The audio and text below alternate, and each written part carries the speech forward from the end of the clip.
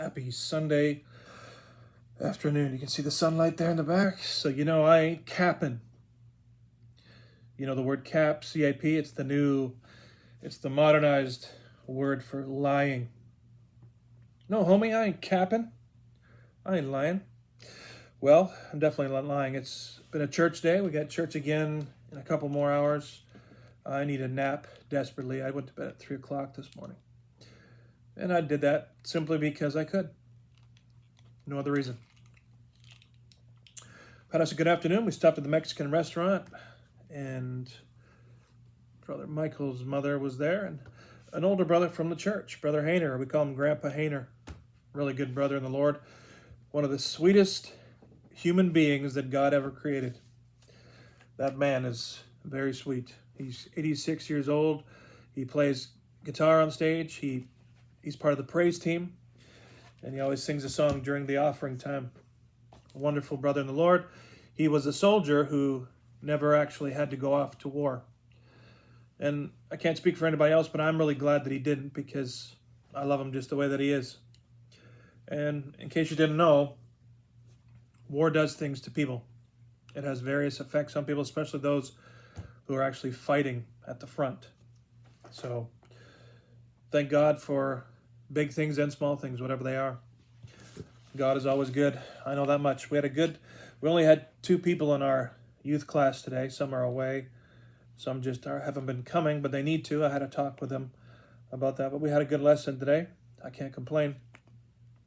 And after I get a nap before church, I'm not going to be complaining either. I can already feel it. Turn my fan on because it's warm today. It's really hot here. Day 362. Right on. This is called the direction of your thoughts. What you think about is very important, because that's what you're going to put your focus on.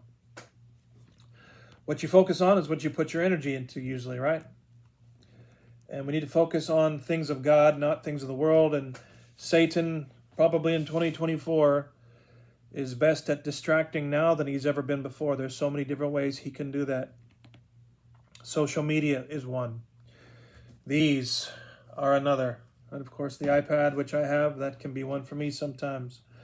So I have to try to limit my time on there if possible. The direction of your thoughts. Psalm 23, very short, familiar Psalm, 6 verses. I thought we'd read it here today. We've read it several times. Yes, it's the Psalm, the Lord is my shepherd. Good one. All right, but let's read the New King James, what they got, verses 5 and 6. My cup runs over. Surely, not the girl's name. Surely means for sure, for certain. Goodness and mercy shall follow me all the days of my life, and I will dwell in the house of the Lord forever. Who knows, perhaps some single men out there looking for a girl named Shirley, and they read the verse, surely goodness and mercy shall follow me all the days of my life. Or maybe Shirley is your Karen stalker. You know what a Karen is? If you know that term, it's pretty funny. Yeah. Reminds me of the Forrest Gump joke where he tells everybody that he knows what God's name is. His name is Andy, because Andy walks with me and he talks with me and he tells me I'm his own. Instead of Andy walks with me. I read that one years ago. All right. I need one of those machines where you push the button and does the drum roll or the little snare. Psalm 23 is Psalm of David. Let's do this. The Lord is my shepherd. I shall not want. I shall not be in want, and I shall not want any other shepherd. He makes me lie down in green pastures. He leads me beside still waters. He restores my soul. That's important. I don't believe it's just spiritual. I believe that the soul means the mind, will, and emotions. He restores that, which he does. He restores our minds through deliverance and healing. He leads me in paths of righteousness for his name's sake. Even though I walk through the valley of the shadow of death, or shadow of darkness. Darkness is another word for death. I will fear no evil, for you are with me. Your rod and your staff, they comfort me. You prepare a table before me in the presence of my enemies. You anoint my head with oil. My cup runs over. Surely goodness and mercy shall follow me all the days of my life, and I will dwell in the house of the Lord, not just sometimes, forever. Think about it. forever, no end. I believe we'll be very busy in heaven, praising and worshiping God and doing other things. There are some people, I think, they believe that heaven's nothing but just praising and worshiping all the time. No, it's going to be a lot of time of fellowshipping with other people. You're going to have an eternity to get to know everybody up there. Pretty cool. Don't forget, there's the new heaven and the new earth. And there's a lot to that. I don't even understand it all, but I just know that it's coming. And I'm looking forward to it. The thing is, I don't quite want to go yet because I want to bring more of the lost people there too. I don't want to enjoy heaven with just 1 billion people. I'm just giving you a number. I don't want to enjoy heaven and the new earth with just 1 billion people or maybe 2 billion people. Why not make it 3 billion or even 4? Who knows? With God, anything is possible. So let's stop focusing on ourselves and our feelings, and let's get out there and preach the gospel. Let's win as many souls as want to be won. Most people will never want to come to Jesus, and they'll cuss you out, and they want nothing to do. But they're going to have to stand before the judge and give an account. And he's going to say, I sent so-and-so to you. You cussed them out. You told them you wanted nothing to do with me. So here we are. That's just a sad reality. I'm not trying to sound nonchalant about it, but that's just the way it's going to be. The direction of your thoughts. God has given you free will, including the ability to influence the direction and the tone of your thoughts. And here's how God wants you to direct those thoughts. Finally, brothers, whatever is true, good verse, by the way, Philippians, whatever is true, whatever is honorable, whatever is just, whatever is pure, whatever is lovely, whatever is commendable, if there is any moral excellence, and if there is any praise, dwell on these things. Philippians 4:8. That's in the Coleman HCSB Bible. The quality of your attitude will help determine the quality of your life. So you must guard your thoughts accordingly.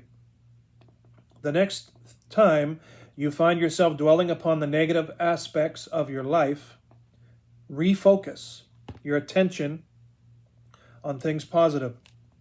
And the next time you're tempted to waste valuable time gossiping or complaining, and I'm adding, and that time is going to come, resist those temptations with all your might. And remember, you'll never whine your way to the top. So don't waste your breath. Now, another saying came to mind. It's not really that appropriate, but it's true, and it's the way of the world, and it's disgusting. I'm thinking of one individual right now. Of course, it might be rumors, but there was a news anchor, I'm not going to say her name. They say that she slept her way to the top. This here says you can't whine your way to the top. Well, some people do, quote unquote, sleep their way to the top. And that's sad. But that's the way of the world. It should never be the way of the church. I'm not trying to be disgusting or anything like that. I'm just being real. Okay. Wow, the spelling here is very interesting. I need more light on this. Victor with a K. It's Viktor. Viktor Frankl, definitely a European by the sound of it. Viktor Frankl said, the last of the human freedoms is to choose one's attitude in any given set of circumstances. So what can I say? What can I add for the next minute? Be careful what you think about. Be careful what you feed your spirit man. Whatever you're watching, whatever you're listening to, it feeds your mind, and your spirit can feed off of it too. When it comes to my life, this is personal testimony. I can think of many times where I'm enjoying peace and quiet wherever it is, whether it's at home or somewhere else, and then somebody with a lot of problems, or they got strife, division, or something on them, they come in, and then the scene becomes very chaotic, catastrophic. A lot of strife, division, anger, all this stuff kind of comes into the atmosphere, and then my spirit starts to feel the grief. I feel grieved, and then I just get up and I want to walk away. If you can help the situation, you should help it. But sometimes that's all you got to do. Just, the person doesn't want to change, so it's like, well, if you're going to do that, I'm going to be elsewhere. I want peace. When you get older, peace means so much more to you. Peace of mind, peace and quiet, I don't know, maybe it's an older person thing. I'm not that old yet, but I'm getting older, and I like it. I enjoy it. And hopefully you do too, because every day that passes, you're getting a little bit older, right? All right, I am going to go. God bless you guys. Hope you have a wonderful weekend. See you in the next Fast Break Devotional.